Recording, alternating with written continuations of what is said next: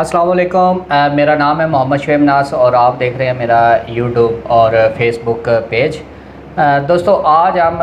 रिफ़त ख़ान साहब के पास आए हैं जो कि सीमेंट फैक्ट्री के जो एक्शन कमेटी है ना उसके मेंबर हैं। तो आज मुलाकात भी करवाते हैं। सब लोग जानते हैं कि रिफ़त ख़ान साहब जो हैं वो बशारत मेन बाज़ार में एक कह लें कि आप इनकी शॉप भी है और उसके अलावा भी ये इस इलाके की जानी मानी और मशहूर व मरूफ हस्ती हैं।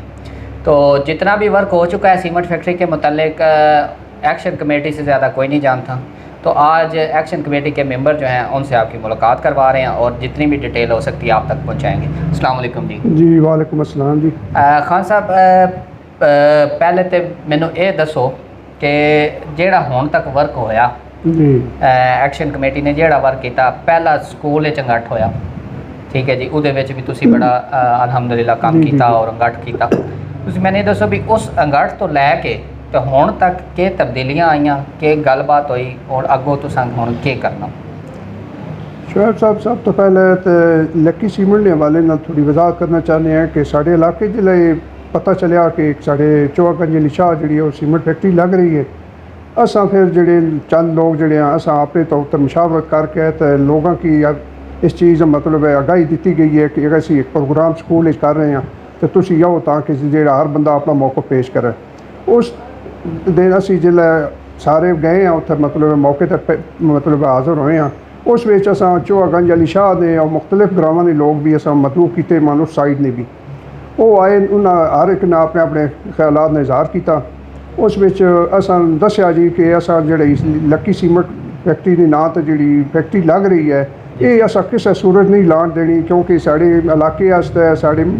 पूरे मतलब ज़िले आस्ते तहसील आस्ते ही साढ़े आस्ते नाकस है, साढ़े आस्ते बहुत सारे मसाइल हैं, पानिया ने मसाइल हैं, साड़ी जी एक इतनी खूबसूरती है जंगलात नहीं वो ख़त्म हो सकनी है।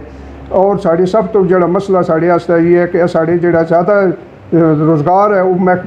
जंगलात के जरिए साढ़े जोड़े, क्योंकि जोड़ा इलाका इस लोगों की बहुत महदूद मतलब है कि जरिए माश है। ज़्यादातर जो लोग पेंशन वाले ने उन्होंने 4-5-6 हज़ार पेंशन है, बकाया जोड़ा उन्होंने सिलसिला है वो इन्हें जंगलात पर डिपेंड करता।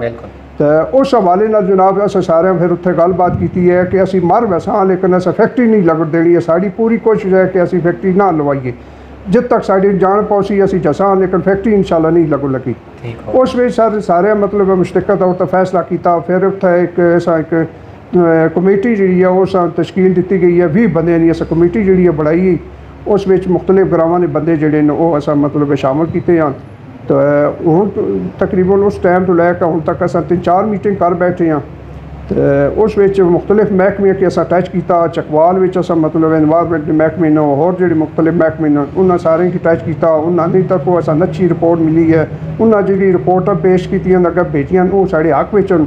वो बहुत मतलब असी उस तो मतलब मुतमिन हाँ। फिर उस बाद एक साड़ा जोड़ा वफद जैसे मैं भी जाना चाहना, लेकिन मेरी कोई तबीयत उस दिन खराब हो गई। लाहौर है साड़ा एक वफद किया 8-10 बंदियां ने, वो भी उत्थे अपना एनवायरमेंट दफ्तर और मुख्तलिफ होर भी 2 महकमे दफ्तर गए। उन्होंने भी अपनी जी गुजारिशात पेश की ना कि जनाब है साढ़े ज्यादती हो रही है। असा जो मतलब है राय मटीरियल जोड़ा वो साढ़े इलाके चो लैके लिया जा रहा है वो असी नहीं लैके देना। वजह है कि साड़ी एक जंगलात की खूबसूरती है वो ख़त्म हो जासी। दूसरा जो सब तो ज़्यादा मसला साढ़े पानिया का मसला, आने वाली नस्ल साढ़े कल के कर सन जिले पानी जो अगे ही साड़ी सतह जी पानी बहुत कम है।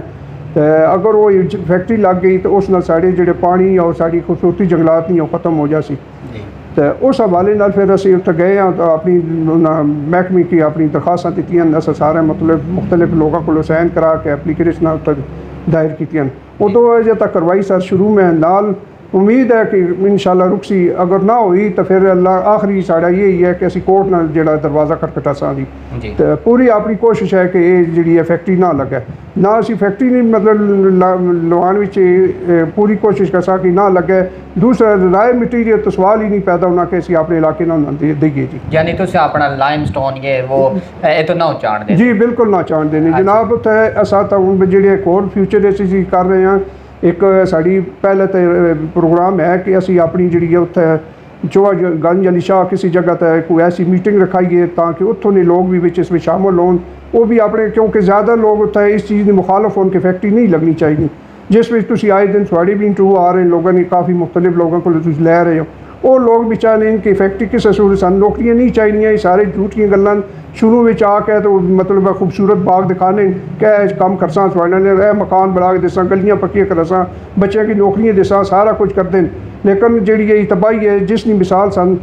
सरांडी वाली जी देख लो उत्ते फैक्ट्री लगी है गरीबाल फैक्ट्री उस एरिए देख लो जनाब तो वो बिल्कुल इंज हो चुका जी कि मतलब बिल्कुल एक मिट्टी का ढेर नज़र आ रहा जनाब तो इस विच कि असीं सारे एक मुशावरती इजलास साढ़े यही है कि असीं हुण तो मुहर्रम के दिन तो मुहर्रम के जिसले दिन गुजरन तो असां उत्थे एक रही करसां उन्हां लोगों नाल मतलब सारे मिल के ताकि एक उत्थे असीं एक अच्छी जी अपनी गैदरिंग करिए उस विच ये अपने आवाज़ उन्हां तक पहुँचाइए उन्हां आवाज़ भी जी साढ़े तक पहुँची और सारे एक मुश्तरका तौर पर असीं एक मतलब अपना पैगाम जोड़ा वो कौमे बाला तक पहुँचाना चाहते हैं ताकि जोड़ा ये फैक्ट्री वाला मसला जोड़ा किसी सूरत नहीं लगनी चाहिए उत्तों मकामी लोग भी साढ़े नाल इंशाअल्लाह हैं और उन्हां जिहड़ियां हमदर्दियां भी साढ़े नाल जिसलै असां जनाब उत्थे जाके उन्हां नाल एक गैदरिंग करसां तो एक अच्छा माहौल बन जाए सी और कौमे बाला तक भी मतलब एक गल पहुँची जी तुसी कोई पैगाम कौमे बाला हुकूमत पंजाब परवेज़ इलाही साहब हैं प्राइम मिनिस्टर हैं किसी को पैगाम देना चाहो असी सर बिल्कुल मैं अपनी और अपने इलाके की तरफों उन्होंने पैगाम देना चाहते हैं जनाब कि साढ़े इलाके जी फैक्ट्री लक्की ने हवाले नाल लग रही है असा किसी सूरत सन मतलब बर्दाश्त नहीं है साढ़े मतलब इलाके जंगल आसे बहुत बड़ी मतलब नुकसान है सन साड़ी आने वाली नस्लें साढ़े मतलब है कि उन्होंने बहुत बड़ा एक मतलब है मसला बन सी असी पुरजोर उन्होंने अगर अपील करने बराए मेहरबानी जनाब इस फैक्ट्रियाँ रोकने ने हुकूमत सादे की मंजिल किसी सूरत फैक्ट्री नहीं लगनी चाहिए दोस्तों अज रिफत खान साहब तुहानू एक बहुत ही छोटी और शार्ट खुलासा करके दिता है जितनी चीज़ां हुण तक गुजरियां इलाके की नुमाइंदगी भी करते हैं हर बंदा इन्हां ते उम्मीद है इन्हां दे कि ये जेडे हर बंदे की आवाज़ जेडे अगे तक पहुँचा सन और एक कर भी रहे ठीक है जी इन्हां तुहानू सारियां गल्लां दस दित्तियां कि जनाब शुरू तो लैके हुण तक कितना वर्क होया और ये वर्क ईजी वर्क नहीं है जेड़ा इन्हां कीता ये वर्क बहुत मुश्किल है अगर तुसी आखो ना किसी बंदे नूं ए वीडियो शेयर करन दा असीं आखना ना तो बंदे वीडियो नहीं शेयर करते मतलब इतना वर्क भी नहीं कर सकते तो ये जेडे ने लाहौरां तक तो कित्थे कित्थे जाके तो ये इलाके की खातर कर रहे हैं तो लोग मेरी सारे दोस्तों अगे अपील है कि इन्हां दा साथ दो जो ये आखन एक्शन कमेटी टीम जो ये आखे उन्होंने बिल्कुल अपने कन्ना च घोलिया करो और उनसे अमल किया करो अपने इलाके में बचाने वास्ते इन्हें तमाम तर खलासा जात जेडे तुहाडे सामने रख छुड़े जितनी गल हुई बहुत शार्ट और बड़े ही थोड़े टाइम के इन्हें तुहानू गल समझाई है तो मेरी भी चौधरी परवेज़ इलाही साहब के अगे प्राइम मिनिस्टर शहबाज शरीफ साहब के अगे हर किसी के अगे जेड़ा साढ़े इस टाइम प्राइम मिनिस्टर है चीफ मिनिस्टर है वजीर मदनियात है ह्यूमन राइट्स के वजीर हैं इन्होंने सारिਆਂ के अगे मेरी अपील है कि साढ़े इस इलाके का एक बार विजिट कर लो आके अगर तुहानू इस विजिट के सिर्फ चंद कदम टुरन ते तुहानू तीतर बटेर उड़ियाल ये चीज़ां नज़र ना आईयां ने तो वह तुसीं फैसला उन्होंने इलाके च कर देना जे अगर तुहानू नज़र आ जाए तो तुसीं वेखो कि यह पंजाब के किहड़े जंगलों तुहानू मोर मिल वैसी जी हर चीज़ इत्थे मौजूद है और तुसीं बराए मेहरबानी इस इलाके ते रहम खाओ और जेड़ा बंदा जेड़ा सियासतदान साढ़े इलाके की हिमायत कर सी और साढ़े नाल मिल के इस लक्की सीमेंट फैक्ट्री के खिलाफ एहतजाज कर सी और इनू रोक सी इंशाअल्लाह आने वाले वक्तों के असीं भी उन्होंने साथ देसां ठीक है जी तो बड़ा शुक्रिया जी तुसीं साडी वीडियो वेखी और रिफत खान साहब ने तुहाडे सामने सारियां गल्लां रखियां जी इंशाअल्लाह नैक्सट इन्हां दा कोई भी पैगाम होवे तो तुसीं उस पर अमल करना है क्योंकि एक्शन कमेटी के एक बड़े मोअज़्ज़ज़ और इलाके के मोअज़्ज़ज़ीन विच इन्हां दा नाम है तो दूसरा ये है कि साडी वीडियो ने शेयर कर दो लाइक करो और इस पैगाम नूं हर बंदे तक पहुँचाओ ताकि असीं अपने इलाके की मिल के हिफाजत करिए जी अल्लाह हाफ़िज़ जी।